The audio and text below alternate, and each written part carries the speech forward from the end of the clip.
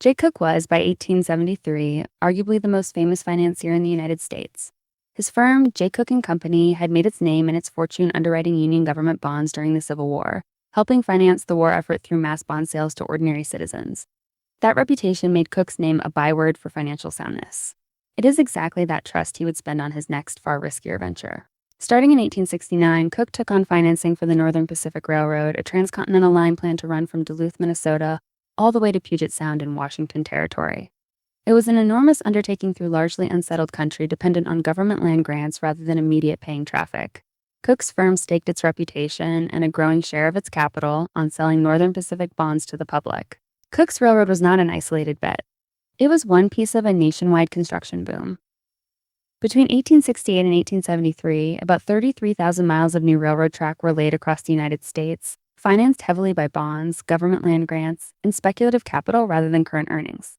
Much of this capital flowed into projects, like the Northern Pacific, that offered no early return at all. The boom looked like prosperity. Underneath it was a mountain of debt resting on the assumption that growth would never stop. The cracks did not start in America. On May 9, 1873, the Vienna Stock Exchange crashed after a speculative bubble in Austrian and German securities, fueled partly by post-war optimism following the Franco-Prussian War, became unsustainable. Vienna's panic rippled outward through European financial centers in the following months, tightening the European capital that had been flowing into American railroad bonds, including Cooke's. At the same time, a quieter monetary shift was unfolding. The Coinage Act of 1873 ended the U.S. Mint's standard production of silver dollars, effectively moving the country toward a gold-only standard. Critics later called it the crime of 73. Historians still actively disagree about how much this contributed to the panic itself, but it was part of a wider international drift toward gold, including Germany's own move away from silver coinage in 1871 that tightened the global money supply right as American railroads needed fresh capital. By September 1873, J. Cooke and Company could not place the Northern Pacific bonds it needed to sell to keep the railroad and itself afloat. The Northern Pacific had borrowed more than $1.5 million directly from Cooke's firm and had no way to repay it.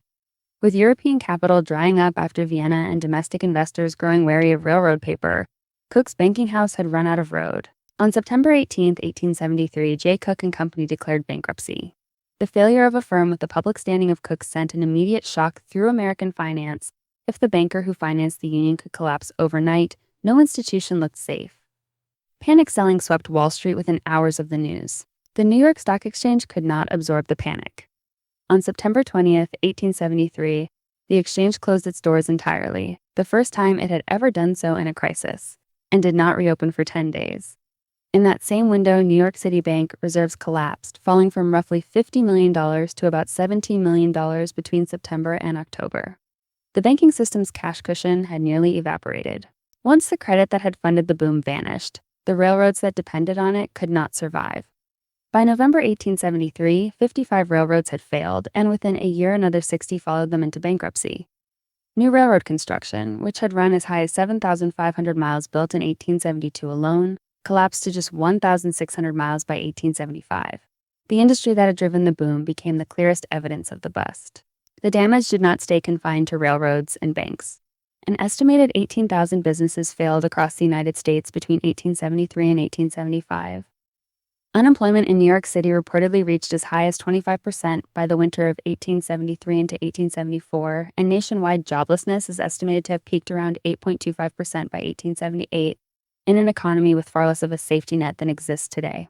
The downturn that followed lasted from 1873 until roughly 1877 to 1879 in the United States, and even longer in parts of Europe, with Britain's slump sometimes described as stretching across 2 stagnant decades.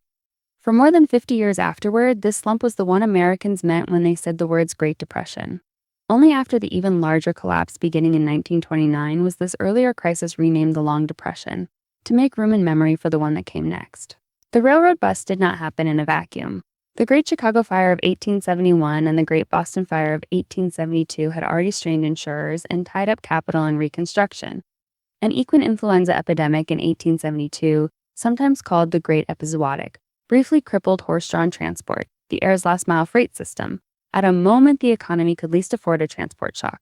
None of these alone caused the panic, but together they describe an economy already running with less cushion than its boom time confidence suggested. Strip away the period detail, and the mechanism is a familiar one: cheap, abundant credit funds, a boom in projects that produce little or no current income. A single trusted institution turns out to be overexposed to that boom. And when foreign capital and domestic confidence both pull back at once, the failure of one firm exposes how much of the whole system had been resting on the same bet. It is not advice about any specific investment. It is a pattern worth recognizing the next time a sure thing is financed entirely on the promise of growth that has not happened yet.